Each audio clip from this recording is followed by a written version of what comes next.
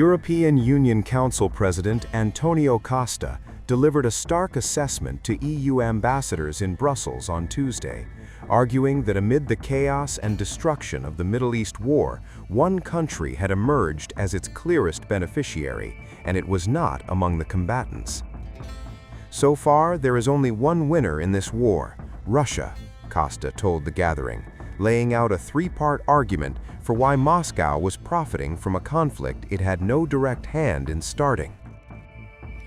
The European Union calls on all parties to exercise maximum restraint and return to the negotiating table.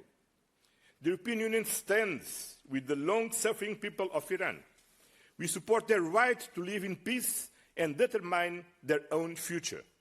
We believe that human rights and freedoms must be fully respected. But freedom and human rights cannot be achieved through bombs. Only international law upholds them.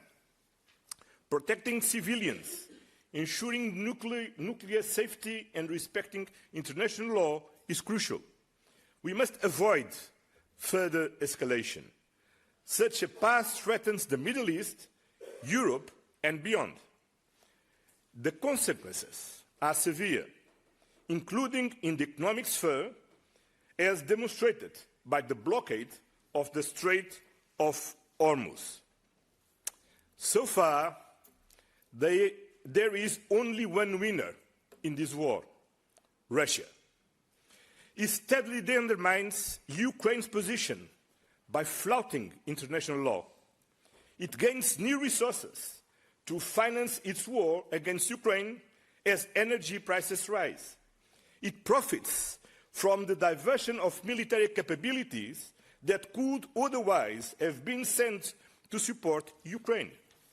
And it benefits from the reduced attention to the Ukrainian front as the conflict in the Middle East takes center stage.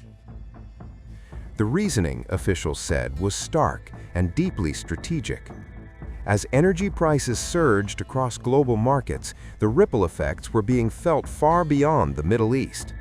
Every spike in oil and gas prices meant more revenue flowing into Russian coffers, replenishing the financial lifeline sustaining Moscow's war against Ukraine. At the same time, Western military resources that might otherwise have been destined for Kiev were increasingly being redirected to the escalating crisis in the Middle East. Weapons, logistics, strategic attention, all of it stretched across multiple fronts. And perhaps most critically, the world's focus had begun to drift. As headlines and diplomatic energy turned toward the new conflict, the battlefield in Ukraine risked slipping from the center of international scrutiny, giving Russia valuable room to maneuver with fewer eyes watching. Against that backdrop, he issued a stark appeal for restraint. Calling on all parties in the Middle East to return to the negotiating table, he warned that military force alone cannot deliver the outcomes leaders claim to seek. Freedom and human rights cannot be achieved through bombs, he said. Only international law upholds them. The message was clear. Diplomacy, not escalation, remains the only sustainable path forward. The remarks come at a delicate moment in Europe's broader strategy to tighten pressure on Moscow. The European Union is preparing to introduce additional restrictions on Russian liquefied natural gas, measures that are expected to take effect in April 2026. For Brussels, the goal is to further choke off a critical stream of revenue for the Kremlin. But as new conflicts reshape global energy markets, the challenge of isolating Russia is becoming increasingly complex, and the geopolitical stakes higher than ever. EU countries from 25th of April plan to impose additional restrictions on Russian LNG and energy, all the way to imposing a complete ban on such supplies in 2028. In this regard, I've already instructed the government to evaluate the possibility of stopping energy supplies to the European market without waiting for the door to be shut in our face. And those volumes will be shifted to other markets that are more interesting and promising to us. Right now, the market situation is developing in such a way that if we make this transition right now, if we shift to markets that really need increased supplies, we will get a stable foothold there in markets where there is reliable demand and where there are reliable long-term relations. The states that are building long-term relations with Russia, constructive relationships with Russia.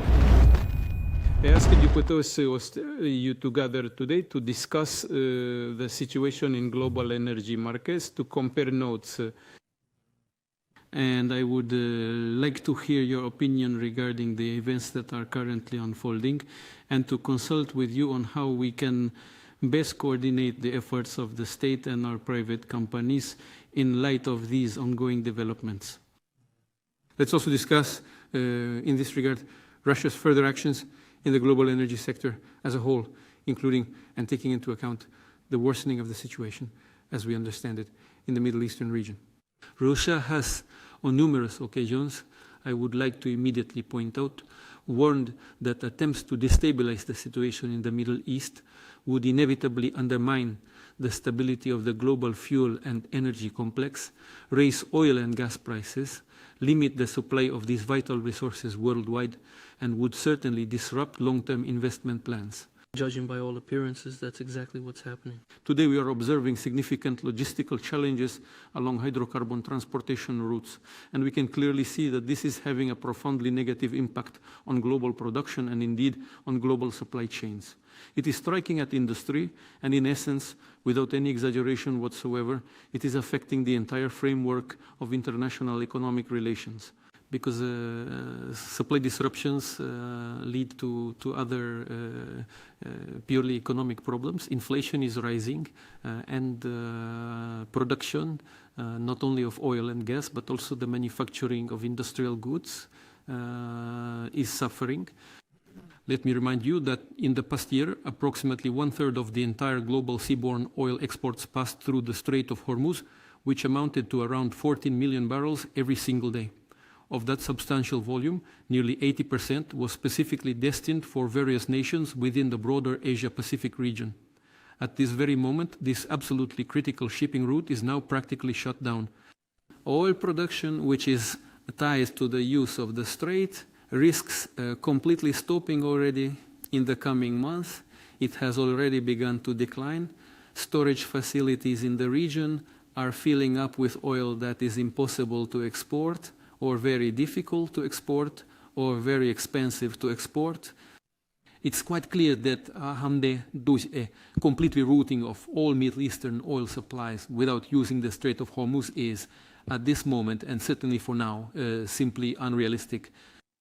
Adjusting the logistics will not only consume a considerable amount of time, but also necessitate substantial expenditures on infrastructure, the expansion of maritime terminals and so forth, and naturally it will be accompanied by significant political risks, which, by the way, have not disappeared at all. Yet consumers need oil right now, today. Consequently, world oil prices are increasing, and we are perfectly aware of this. In just the last week alone, they've gained more than 30%. I checked today around 5:30 a.m. Moscow time, and it had already surpassed over $119 per barrel. Then it was 107, 109, 106. Now I believe Igor Alexeyevich mentioned 103, and it's currently fluctuating around that figure. But still, fluctuations persist, and this trend is not towards a decrease, but rather towards an increase. A very similar situation is also unfolding in the global gas market. Supplies of liquefied natural gas from the Middle East have sharply contracted. Production capacities in that region have significantly declined, and their full restoration will take not just weeks, but potentially even months. It's impossible to quickly compensate for the lost volumes. As a result, global gas prices are also rising, I believe, even faster than oil prices. What I would like to emphasize in this connection, under current conditions, Competition among buyers for energy resource suppliers is intensifying. Pause for ensuring stable, predictable deliveries of oil and gas. And in this regard, of course, I must mention and remind not only the colleagues present here in this hall, but also all our consumers that Russian energy companies have always been distinguished precisely by their stability. It is evident that the global logistics of the fuel and energy complex, in light of the continuing conflict in the Middle East, will inevitably undergo changes, shifting towards more advantageous and promising markets. Furthermore, it is crucial to comprehend that the current elevated prices for raw commodities are, without a doubt, inherently temporary in nature. This is something we both fully grasp. This is a clear and undeniable fact. We need to take this as our starting point. That is why I requested your presence here to consult with you on how we ought to coordinate our efforts in the coming period. The alteration in the equilibrium of hydrocarbon supply and demand will, undoubtedly, result in a new sustainable price reality.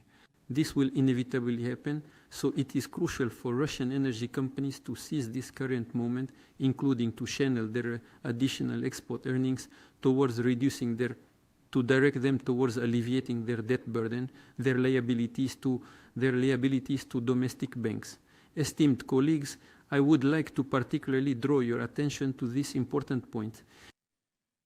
I am asking the government and the central bank to take this entire process under control. I must stress, Russia is, and I'll say it once more, a reliable provider of energy resources. That has always been true.